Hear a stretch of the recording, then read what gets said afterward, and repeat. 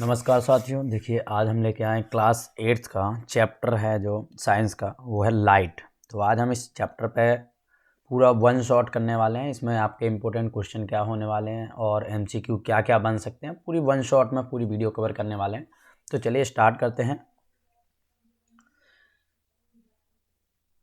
चलिए सबसे पहले बात करते हैं प्रकाश यानी कि लाइट। इसका इंट्रोडक्शन क्या है और इसकी प्रॉपर्टी यानी कि प्रकाश का परिचय और इसके गुणों की बात करें तो सबसे पहले पूछते हैं प्रकाश क्या है। What is a light? Light क्या है? प्रकाश एक प्रकार की ऊर्जा है जो हमें चीज़ों को देखने में मदद करती है। अर्थात वो क्या करे, light is a form of energy. Light क्या है? एक एनर्जी की फॉर्म है जो किसी भी वस्तु को विजुअल करती है, किसी चीज़ को देखने में हमारी मदद करती है। जब किसी वस्तु को तभी देखते हैं, वो कहते हैं कि हम किसी वस्तु को तभी देखते हैं जब प्रकाश उस वस्तु से हमारी आंखों तक पहुंचता है। अर्थात हमें कोई वस्तु जब दिखाई देती है, इसका मतलब उस पर क्या हो गया, उस पर लाइट पड़ रही है, उस लाइट के रिफ्लेक्शन की वजह से वो वस्तु हमें दिखाई देती है। ठीक है, यहाँ तक बात क्लियर। आगे की बात करें, प्रकाश का पथ क्या है बेटा? जो पथ ऑफ द लाइट वो क्या होगा? तो प्रकाश हमेशा सीधी रेखा में गमन करता है। अर्थात वो क्या कह रहा, light travel is a straight line. वो कहते हैं जो लाइट है, जो प्रकाश है, वो हमेशा कैसे सीधी रेखा में कवर करेगा, यानी कि सीधी रेखा, बिल्कुल सीधी रेखा में। अगर मानो कोई एक पाइप है जो ऐसे ऐसे मुड़ा हो, यहाँ से अगर हम लाइट डालेंगे तो बस यहाँ तक जाएगी, यहाँ से आगे नहीं जाएगी। इसका मतलब लाइट क्या है, एक सीधी सरल रेखा में गमन करती है। ठीक है जी, अब आगे बात कर लेते हैं प्रदीप्त वस्तुएं यानी कि लुमिनियस ऑब्जेक्ट जो जलते हैं।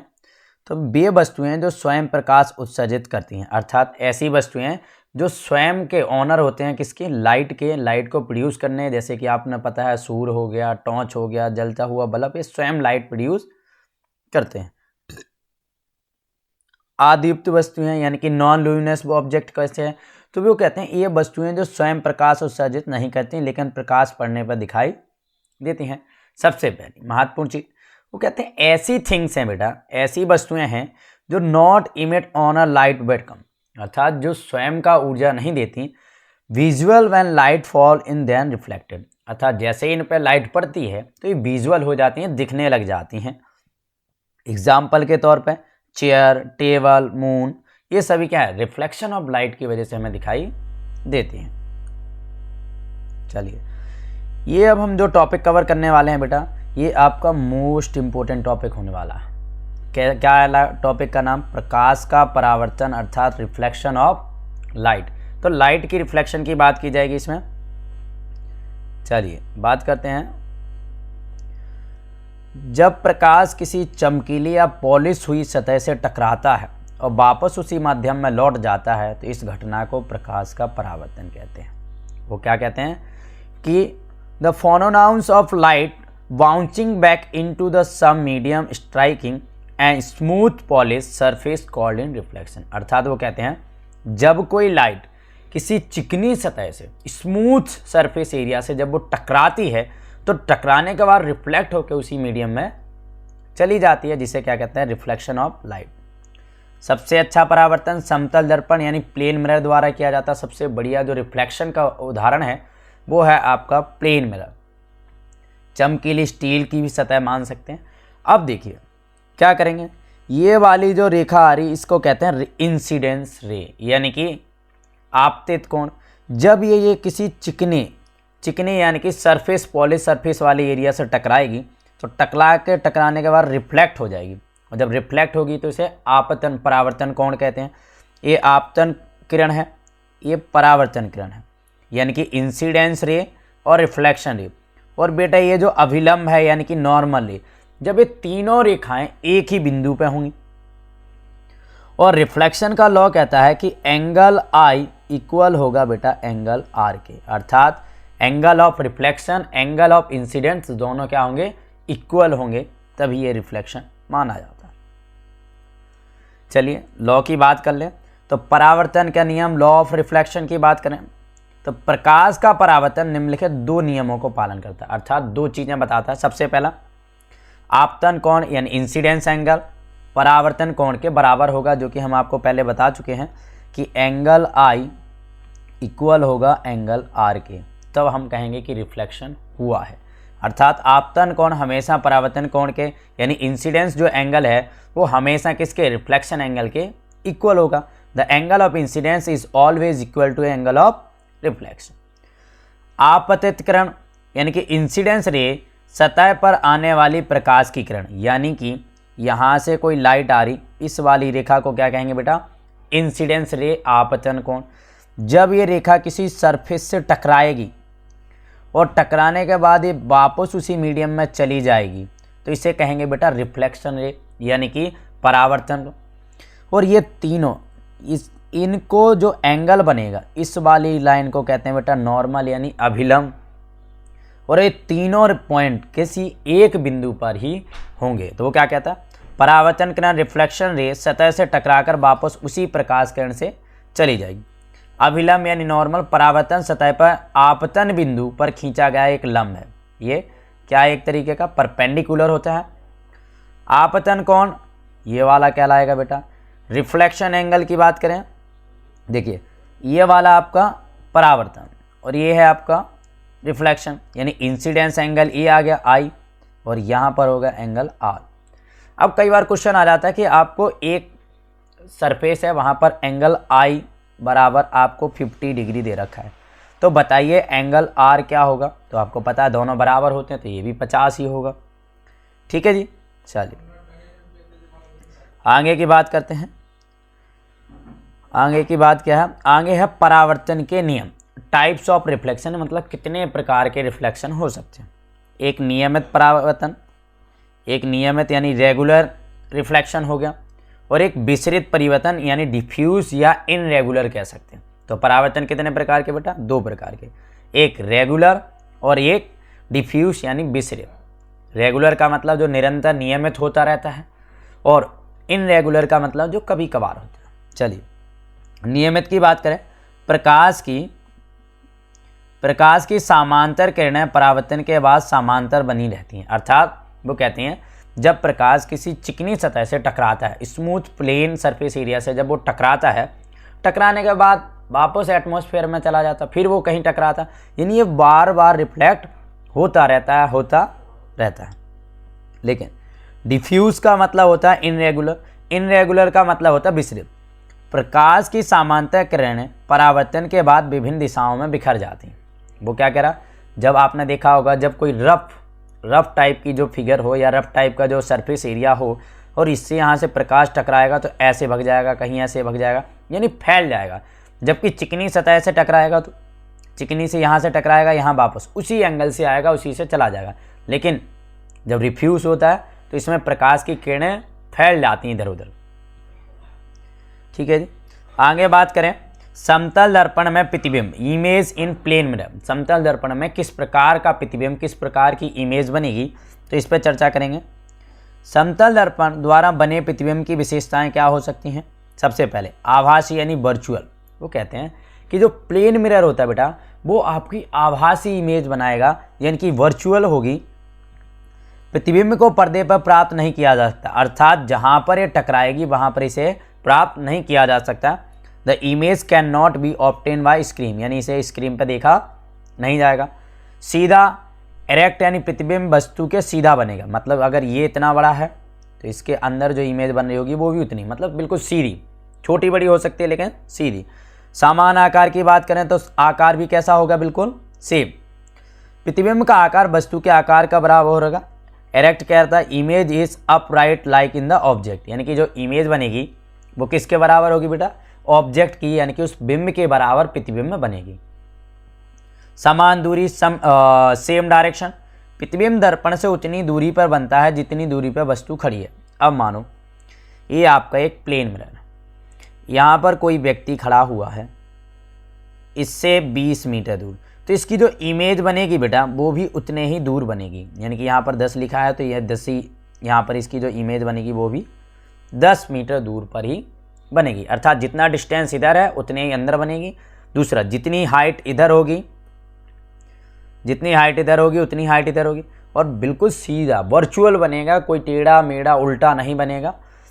पास उत्क्रम, लेटरल इनमें से प्रतिबिंब में वस्तु का बायां भाग दायां दिखाई देगा और दायां भाग बायां। अर्थात आपने देखा होगा कि जब आप मिरर के अंदर अपने आप को देखते हो तो उसमें आपके हाथ की जो डायरेक्शन होती है वो चेंज होती है। जब आप लेफ्ट हैंड उठाओगे तो मिरर में वो आपका राइट हाथ ऊपर आएगा। अर्थात इसमें क्या होता है, पास उत्क्रम लेटरल इन्वर्जन होता है। जैसे आपने एक शब्द देखा होगा एम्बुलेंस। आपने देखा होगा बेटा, जब भी एम्बुलेंस की गाड़ी आती है तो उसमें एम्बुलेंस शब्द उल्टा लिखा जाता है। रीज़न कि जो साइड मिरर होते हैं कार के, उस साइड मिरर में वो एम्बुलेंस को देखें और तुरंत जान जाएं कि क्या है, एम्बुलेंस है, और उसे निकलने के लिए जगह दे दी जाए। चलिए, ये है हमारी प्यारी आँख। ये है क्या है बेटा, ये हमारी प्यारी आँख है। देखिए, अब आँख के अंदर जो महत्वपूर्ण चीज़ है उसकी बात करते हैं, जो हमें बहुत ज़रूरी है। सबसे पहला आपका लेंस। कई बार क्वेश्चन आ जाता है कि ह्यूमन आइज के अंदर जो लेंस पाया जाता है उस लेंस का नाम क्या है, तो क्रिस्टलीय लेंस है सबसे। सेकंड आपका आता है कॉर्निया, जो आपको इस चैप्टर में सबसे महत्वपूर्ण है। फिर पपिल, और इसके बाद यहाँ पर आएगा आपका रेटिना। इन तीनों चारों के बारे में हमें आगे जाके क्लियर करेंगे। तो देखिए, लेंस का काम क्या है। सबसे पहले प्रकाश किससे गुजरता है बेटा, कॉर्निया। कॉर्निया वो है जो हमारी आँख की साइज़ को कंट्रोल करता है कि कब हमारी आँख बड़ी कब छोटी है। तो कॉर्निया का क्या है, वो आँख की साइज़ को। पपिल्स का काम क्या होता है, ये यहाँ से प्रकाश गुजर के सीधा लेंस पे आता है, और लेंस का काम होता है इस प्रकाश को रिफ्लेक्ट करके कहाँ भेज देता है बेटा, रेटिना पे। और रेटिना इसी को क्या कर देती है, optical nerve retina blood vessels होती है। ऑप्टिकल नाम की एक नर्व ब्लड वेसल्स होती है जो रेटिना से जुड़ी और सीधे दिमाग तक जाती है, और ये क्या करती है, यहाँ से जो चित्र बना है उसे दिमाग के पास भेज देती है एनालाइज करने के लिए। ठीक है, चलिए मानव नेत्र और उसके भागों की बात कर लेते हैं। तो चलिए, मानव नेत्र ह्यूमन आइज। मानव नेत्र एक अद्भुत अंग है जो प्रकाश की सहायता से वस्तुओं को देखने में सक्षम कहता है। वो कहता है जो ह्यूमन आइज है एक तरीके का मानो सुपर सेंस है जो किसी भी वस्तु को देखने के लायक हमें बनाता है। नेत्र के भाग, इसके फंक्शन यानी कि कार्य देखेंगे। सबसे पहले जो मैंने आपको बताया था कॉर्निया। नेत्र का सामने का पारदर्शी भाग प्रकाश इसी से होकर प्रवेश करता है, यानी इसका काम क्या है, प्रकाश को यानी कि लाइट को अंदर इंटर करने देना, यानी कि transparent front part of the eyes light enter through, यानी इसी के द्वारा लाइट इंटर करती है। आइरिस क्या है बेटा, आइरिस परितारिका क्या होती है, तो कॉर्निया के पीछे स्थित गहरा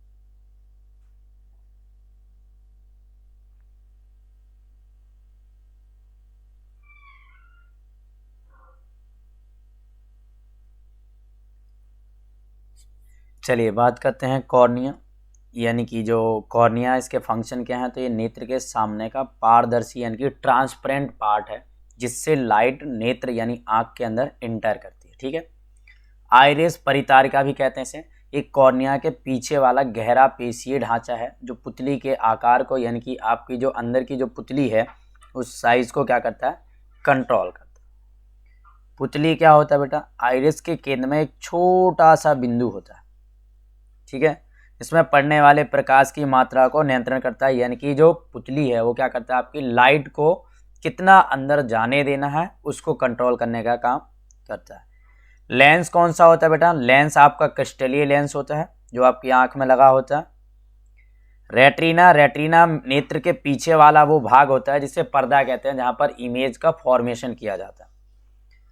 दृक् तंत्र का ऑप्टिकल नर्व क्या होता है, ये वो नर्व होती है जो सीधे हमारे मस्तिष्क से जुड़ी होती है, जिसके द्वारा कैरी मैसेज किया जाता है और कहाँ भेजा जाता है, ब्रेन।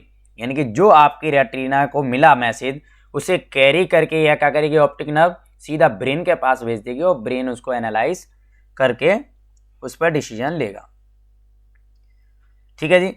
अन्य महत्वपूर्ण अवधारणा औधार, जो इसके अलावा भी कुछ इंपॉर्टेंट कॉन्सेप्ट हैं उसकी बात करें, बहुरूपदर्शी, कोलोनोस्कोप, यह एक उपकरण है जो अनेक परावर्तन नहीं मल्टीपल रिफ्लेक्शन को, ये क्या है, एक तरीके का एक इंस्ट्रूमेंट है जो मल्टीपल रिफ्लेक्शन के सिद्धांत पर कार्य करता है। डिजाइन बनाने के लिए समतल दर्पणों का उपयोग किया जाता है। तो वो कहते हैं इसमें क्या है, तो ये instrument work in the principle of multiple reflection, ये एक साथ बहुत सारे रिफ्लेक्शन को दिखाता है। It use arrange the angle create beautiful pattern, वो कहते हैं इसमें एंगल को चेंज करने के लिए एक बहुत ही सुंदर पैटर्न बनाने के लिए इसका उपयोग किया जाता है। प्रकाश का विक्षेपण, डिस्प्रेशन ऑफ लाइट, जब श्वेत प्रकाश यानी कि व्हाइट लाइट जब किसी प्रिज्म या जल की बूंद से गुजरता है तो वह 7 रंगों में घटित हो जाता है। किसमें, तो वो कहते हैं जो लाइट होती है बेटा, तो फॉलोइंग में व्हेन व्हाइट लाइट होती है, अगर या तो वो किसी प्रिज्म से या वाटर पार्टिकल से जब वो टकराती है या प्रवेश करती है तो वो कितने 7 रंगों में बढ़ जाती है। और 7 रंगों का रियल नाम है विबग्यो। विब का मतलब वॉयलेट, जामुनी यानी कि इंडिगो, इसे आसमानी कहते हैं, सॉरी, फिर नीला ब्लू, ग्रीन हरा, पीला येलो, नारंगी ऑरेंज और रेड लाल।